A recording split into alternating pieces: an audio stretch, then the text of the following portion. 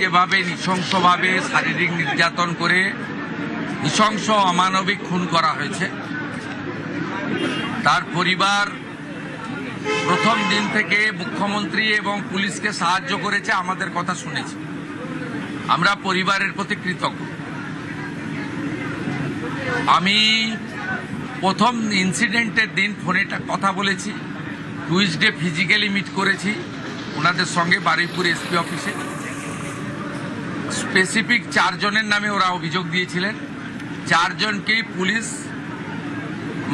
খুব প্রপারলি এবং quickly arrested করেছে। তারা পালিয়েও গেছিল অনেক দূরে দূরে, বসিরহাটে বাংলাদেশ বর্ডার পর্যন্ত চলে গেছিল। পুলিশ এবং এসটিএফ আমাদের বারুইপুর ডিস্ট্রিক্ট পুলিশ এবং STF under the guidance of the DGP properly তারা করেছেন। এটা তো 1 নম্বর। দ্বিতীয় নম্বর হচ্ছে বাকি যা ইনসিডেন্ট ঘটেছে আপনারা জানেন, ওই পার্টে আমি যাব না, ওটা সিআইডি ইনভেস্টিগেশন হচ্ছে। আমি ওই পার্টে কোনো কমেন্ট করব না। আমি যেটা পরিবারকে আজকে বলে এসেছি যে কাস্টডি ট্রায়াল হবে এবং কনভিকশনের এক্সিকিউশন এটা কমপ্লিটলি মুখ্যমন্ত্রীর মনিটরিংয়ে হবে। একটা দৃষ্টান্তমূলক নজির আমরা এই কেসে রাখব এবং গভর্নমেন্টের পক্ষ থেকে কিছু দায়িত্ব ছিল, এটা আমি বলবো না। গভর্নমেন্টের কিছু অ্যাসিস্ট্যান্সের বিষয় থাকে, যদি ফ্যামিলি রাজি থাকে। ফ্যামিলি রাজি ছিল, আমরা গভর্নমেন্ট পাশে দাঁড়িয়েছি। কিভাবে পাশে দাঁড়িয়েছি ফ্যামিলি যখন দরকার হবে বলবে, আমি বলবো না। দ্বিতীয় হচ্ছে ইন্দ্রজিৎ মণ্ডলের যে মব লিঞ্চিং, এটা মব লিঞ্চিং আমি বলবো না। এটা কমপ্লিটলি তার নাম পরিচয় দেখে তাকে খুন করা হয়েছে। এর পিছনে ভোটে রিজেক্টেড যারা হয়েছেন তাদের বড় উস্কানি রয়েছে।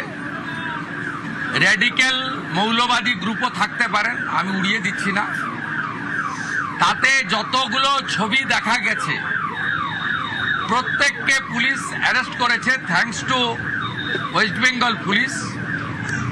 একজনকে বকখালি থেকে তুলেছে, একজনকে দীঘা থেকে তুলেছে, এবং যাদের যাদের ভিডিও ফুটেজে সোশ্যাল মিডিয়াতে দেখা গেছে একটা 35 বছরের অবিবাহিত যুবক ছেলেকে হাত পা বেঁধে নৃশংসভাবে পিটিয়ে মারা হয়েছে সংগঠিতভাবে। সেক্ষেত্রেও আমরা পরিবারের পাশে দাঁড়িয়েছি। ওর বাবা মার হাতে আমরা আজকে 25 লক্ষ টাকার চেক তুলে দিয়েছি।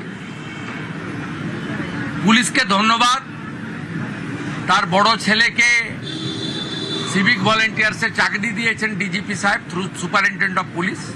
এই সূর্যপুর আউটপোস্টে তার ডিউটি। ডিএমকে ধন্যবাদ যে বাড়িটা ভেঙেছিল রিপেয়ার করে দিয়েছে 2 দিনের মধ্যে। বাবার বার্ধক্য ভাতা, মায়ের অন্নপূর্ণা দুটোই ডিএম সাহেব চালু করে দিয়েছে। আমরা এই পরিবারের দায়িত্ব নিয়েছি। ইন্দ্রজিৎকে আমরা ফিরিয়ে দিতে পারবো না। ইন্দ্রজিতের প্রত্যেকটা খুনি সমানভাবে ওই একরত্তি ছোট্ট কন্যার খুনিরা, শারীরিক নির্যাতনকারীরা যেভাবে আমি কথা দিয়েছি কাস্টডি ট্রায়াল হবে, ইন্দ্রজিতের খুনিদেরও তাদেরও খুব চূড়ান্ত চরম ভারতীয় ন্যায় সংহিতাতে যে শাস্তি আছে পাবে। ওই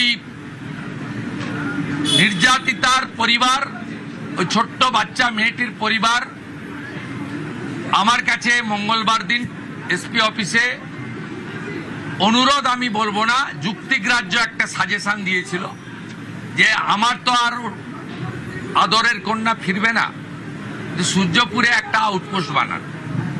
thanks to home secretary Shrimati Sanghamitra Ghosh মহোদয়া, thanks to DGP mister Siddhinath Gupta IPS.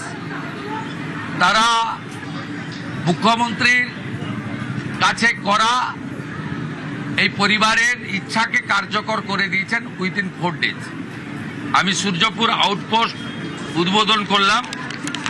এখানে 4 officer, 2 SI, 2 ASI, 6 male constable, 2 female constable, 8 civic volunteers, women help desk এবং একটি কন্ট্রোল রুম, এবং পরে পরে 5-7 দিন লাগবে এখানে মোড়গুলোতে সিসিটিভি লাগানো এবং সেই তার কন্ট্রোল রুম এখান থেকে করা। এই কাজগুলো তারা করবেন, আমাকে কথা দিয়েছেন ডিজিপি এবং সুপারিনটেন্ডেন্ট পুলিশ। আমি আশাবাদী যে পুলিশ এ বিষয়ে যথাযথ ব্যবস্থা নেবে। আমাদের ওই পরিবারটি অর্থাৎ নির্যাতিতার পরিবার আমাকে বলছিল যে প্রচুর অ্যারেস্ট ইত্যাদি হচ্ছে, আপনি বিষয়টা একটু দেখুন, আমাকে স্থানীয় লোকেরা চাপ দিচ্ছে। আমি বলেছি ভিডিও ফুটেজ দেখে রেল লাইনে যারা লোহার বিম ফেলছিল তারা কেউ ভারতপ্রেমী হতে পারে না, এটা রাষ্ট্রবিরোধী কাজ। আমাদের ইন্দ্রজিতের খুনি এদের সঙ্গে পেয়ার মহব্বত হতে পারে না। বাকি যদি কোনো নিরীহ লোক, অ্যাগ্রিভ লোক অ্যাজিটেশন করেছে, অ্যাজিটেশনকে আমরা ওয়েলকাম করি, কারণ এটাতেও কারোর ক্ষোভ দেখানোর ডেমোক্রেটিক হইতে দরকার রয়েছে। আমি আইজি সাহেব কঙ্কর বায়ুকে বিশেষ দায়িত্ব দিয়েছি যাতে কোনো নিরীহ লোকের উপরে কোনো রকম পুলিশি অত্যাচার টর্চার না হয়।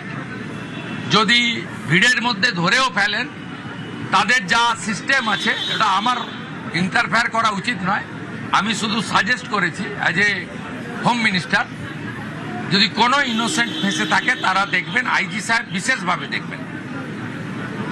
আর এখানে অনেক ভয়ে দোকান টোকান বন্ধ করে দিয়েছিলেন, এসপি মাইকিং করবেন, মাইকিং করার পরে সব নর্মাল করে দিন, ভয় পাওয়ার কোনো কারণ নেই।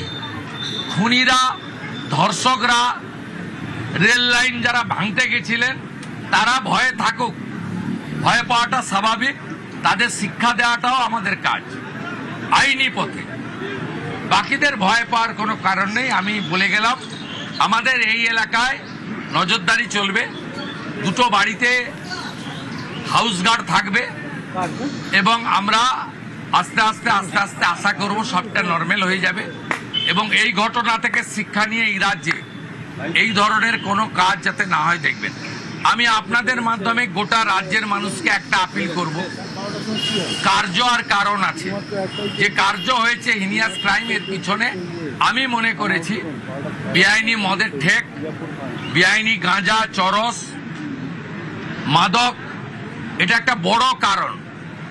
আপনারা পুলিশকে ইনফর্ম করুন, গোটা রাজ্য জুড়ে ডিজিপিকে বলবো আগামী 2 সপ্তাহ স্পেশাল ড্রাইভ দিন।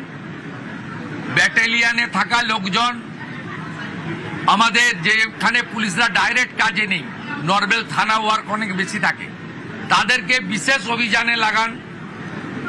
সিওদেরকেও এক একটা জেলা দিন। কমপ্লিটলি গোটা রাজ্যে যত বেআইনি মদের ঠেক, যত গাঁজা, চরস, বর্ডারে তো ধরছেন আপনারা, বেঙ্গল এসটিএফ তো rail station, bus stand recce করে ধরছে, প্রতিদিনই ধরছে। কিন্তু একেবারে রুরাল এলাকাতে, গাঁগঞ্জেও এটা একদম সম্পূর্ণ উপড়ে ফেলা দরকার রয়েছে, যাতে এই সামাজিক দূষণ থেকে আমরা আমাদের পরিবেশকে বাঁচাতে পারি।